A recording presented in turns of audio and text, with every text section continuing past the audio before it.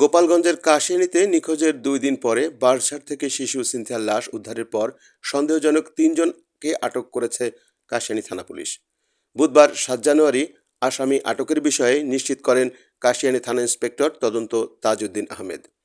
আটককৃত আসামিরা হচ্ছে গোপালগঞ্জ সদর উপজেলার ডোমরাকান্দি গ্রামের হাসমত মোল্লার ছেলে রাজীব মোল্লা, নড়াইল জেলার লোহাগাড়া উপজেলার চরপাংখাচর গ্রামের ইবাদত ফকিরের ছেলে হাসিবুর রহমান ও একই উপজেলার চরপাচাইল গ্রামের শুকুর শেখের ছেলে আশিক শেখ।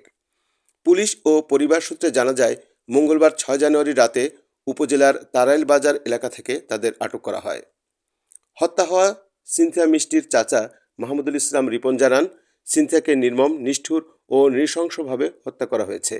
দেখা গেছে তার হাতে আগুন দিয়ে পোড়ানো হয়েছে, নাকের অর্ধেক অংশ কেটে নিয়েছে এবং গলায় রশি পেঁচিয়ে মৃত্যু নিশ্চিত করা হয়েছে। এমন নিষ্ঠুর হত্যাকারী ৩ জনকে থানা পুলিশ আটক করেছে। প্রাথমিকভাবে আমরা সন্তুষ্ট, তবে এর আড়ালে যদি আরও কেউ থেকে থাকে প্রশাসন তাদের খুঁজে বের করবে বলে আশা করছি। মেয়েরে পুরাইছে এবং খুবই অত্যাচার করেছে, হাত ভেঙে দিয়েছে এবং এর জন্য যতটুক বাংলাদেশের সংবিধান অনুযায়ী আইন আছে সর্বোচ্চ সাজা তার মৃত্যুদণ্ড হোক। আমরা এটা সবাই ঠিক আছে দেশবাসীর কাছে চাই।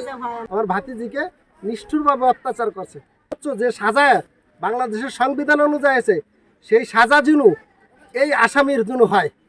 জড়িত আছে কিনা, যদি জড়িত থাকে পরবর্তীতে আইনের পদক্ষেপে অনুযায়ী সেটা বলা যাবে। সম্মানিত আইনজীবী ও আদালত মহোদয়ের কাছে দাবি জানাই, এই নিষ্ঠুর হত্যাকারীদের পক্ষে যেন কোনো আইনজীবী না থাকে। হত্যাকারীদের শাস্তি সর্বোচ্চ মৃত্যুদণ্ড দাবি করছি। ম্যাজিস্ট্রেট যারা বাংলাদেশে আছে, আইন বিভাগ নিয়ে যারা পড়েন, আমি তাদেরকে রিকোয়েস্ট করে বলি, আপনারা এই আসামির পক্ষে কখনো দাঁড়াবেন না স্যার, প্লিজ স্যার। আজ আমার বাস্তিরে মারছে, কাল আপনার বাস্তিরে মারবে, আপনি কোনো বিচার পাবেন না, ঠিক আছে স্যার। এইভাবে আর আপনারা আইনের পক্ষে, ঠিক আছে, আইনের পক্ষে কথা বলেন, আইনের বিপক্ষে কথা বলেন না। উল্লেখ্য, সিনথিয়া মিষ্টি উপজেলার ফুকরা ইউনিয়নের পাংখাচর গ্রামের মোহাম্মদ লিটন শেখের কন্যা। সে গত রবিবার ৪ জানুয়ারি সন্ধ্যায় নিখোঁজ হয়। সন্ধ্যায় বাড়ি থেকে বের হয়ে আর বাড়ি আসেনি। পরে আত্মীয় স্বজন ও এলাকাবাসী মিলে খোঁজাখুঁজি করেও তার সন্ধান পায়নি। মঙ্গলবার ৬ জানুয়ারি তাকে মৃত অবস্থায় তারাইল বাজারের পাশে একটি বাঁশঝাড় থেকে লাশ উদ্ধার করে কাশিয়ানী থানা পুলিশ। ময়নাতদন্ত শেষে আজ বুধবার ৭ জানুয়ারি বিকালে লাশ দাফন করা হয়েছে। এ বিষয়ে কাশিয়ানী থানা ভারপ্রাপ্ত কর্মকর্তা তদন্ত তাজউদ্দিন আহমেদ জানান, সিনথিয়া মিষ্টি হত্যাকারী সন্দেহে ৩ জনকে আটক করা হয়েছে। তাদের কাছ থেকে সিনথিয়ার ব্যবহৃত স্বর্ণের কানের দুল উদ্ধার করা হয়েছে এবং আটককৃত আসামিদের আজ দুপুরে আদালতে প্রেরণ করা হয়েছে।